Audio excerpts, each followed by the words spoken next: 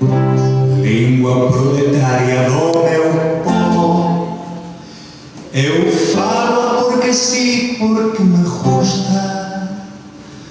porque me mete e quero e dá-me a gana, porque me sai dentro, lá do fundo, d'una tristura fea que me abraque, o ver tantos pantufos desligados, pequenos mequetrefes en raíces, que o por a gravata xa non saben afirmarse no amor dos lanceiros. Falar a fanaia, falar dos avós que temos mortos, e ser con rostro erguido, mariñeiros labregos da linguaxe, remo erado, proa e rella sempre.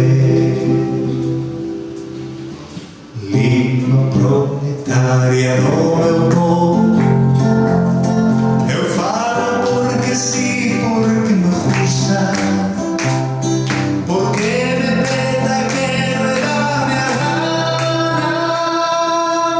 porque me sai dentro lá do fundo, unha tristura cega que me abrangue, nun canto pros valeiros, nun canto pros ruins e poderosos, nin falo pros valeiros, non, nin canto pros estúpidos, que falo pros que aguantan rexamente mentiras e injustizas de contigo,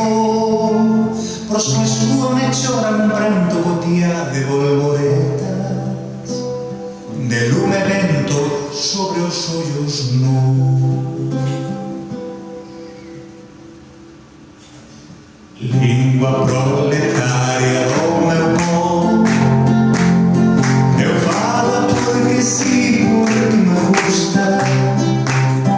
e quero estar cos meus, coa xente miña, preto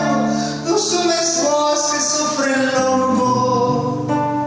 súa historia contada noutra lingua, e eu non quero redar as miñas verbas de todos os que sofren neste mundo, non, e ti vives no mundo, terra miña, berce da miña estirpe, Galicia, doce mago das Españas,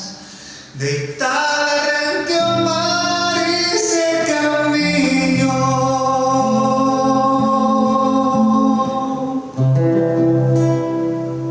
Língua proletaria do meu povo,